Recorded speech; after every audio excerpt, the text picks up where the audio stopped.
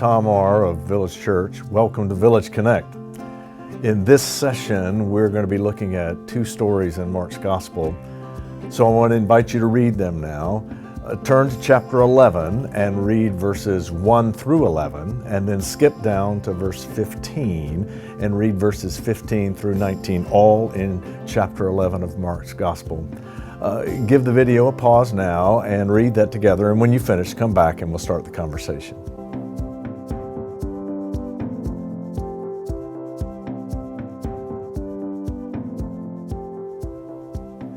So you know this story, this Palm Sunday story, we call it.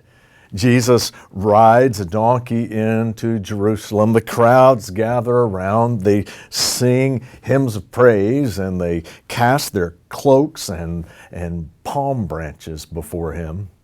It's interesting that Mark spends so much time talking about the donkey. He actually tells you more about the donkey than he does the parade itself, it seems like. But the donkey's not unimportant. The donkey is a reference to the old prophet Zechariah, who said that the one who would lead you, the one who would be your Messiah, the one who would be about justice and righteousness, he will come to you riding on a donkey, the old prophet said. They had to be thinking about that when they saw him riding in. It was a parade, and they had parades often there in Jerusalem, but not like this. Most of the parades that they witnessed were of military type.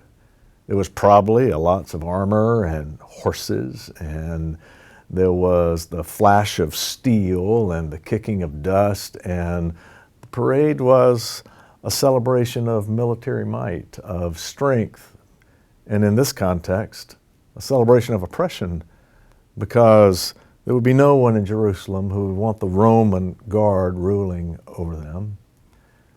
So here Jesus engages in a bit of street theater. He shows them an alternative. This too is a parade, but it's not like the parades they know. This too is a leader, but not like leaders that they have known. And they're quickened in them some hope because, and you'll get this, they knew things were broken. They wanted things to be different. And sometimes when we want things to be different, we're not altogether clear exactly what the difference is we're looking for, but we know we don't want the way things are now. And so they gathered and they sang, Hosanna. It means save us, fix us, heal us, make us right. They placed all of their hope on this one who came riding on a donkey. But what happens? What happens is they, or we, are not able to disconnect the ways we're accustomed to with the ways that things should be. This is what I mean. They wanted him to rule, but they wanted him to rule in the way that rulers rule. And rulers rule by power. Jesus ruled by love.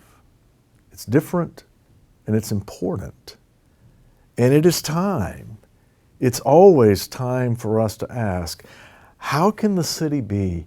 How can we be if we let love be that which rules and defines our encounter with one another, and not be defined so much by power, not be defined so much by our capacity to manipulate and influence others as it is our commitment to love and care and try to make things right. It was a parade, one like they hadn't been a part of before. He came riding in humble. He came riding in hopeful.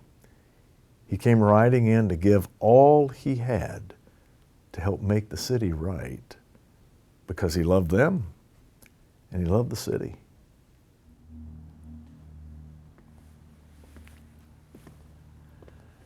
So after his triumphal entry, it says Jesus went into the city of Jerusalem and he entered the temple, and there he saw what anybody would have seen on any given day. There were There were those there with the animals that were required, the proper animals required to make sacrifice. There were those there to change the money so that offerings could be made with appropriate coinage. And yet when Jesus sees all of this, he disrupts it. He overturns the tables. He chases the people out, and he says, my Father's house is to be a house of prayer for all nations, but you have made it a den of robbers. Now, we might hear that and think that Jesus is indicting them for dishonest practices, that they somehow are tipping the scales, they're taking advantage of people in the selling of the animals or the coins, but I don't think that's it. What Jesus says is, you have made this place a den of robbers. The den of robbers is not where the thievery takes place. That's where the robbers return to feel safe, to assure each other that they're engaging the world the way it ought to be, or at least the way it is. It's a place where they reaffirm their practice of robbery, if you will. And what Jesus says is, there is the way the world is, and there's the way the world ought to be. There's the status quo of our lives, and there's the people we ought to be. And we need places in our lives where we are reminded of the highest expectations God holds for us and for the world. And prayer ought to be one of those places. And worship should be one of those places. Worship should not just be a place that comforts us with the way life is today. No, worship should be honest about the way the world is. But worship should also be at least one place where we are reminded of the world not only as it is, but as the power of God's redemptive love can make it. I think if worship doesn't do that for us, and if we don't expect that of ourselves, then why should we even participate? It does the people no good. It does us no good. He chased them out, not because they were robbing one another, but because they had no hope that tomorrow could be a new day.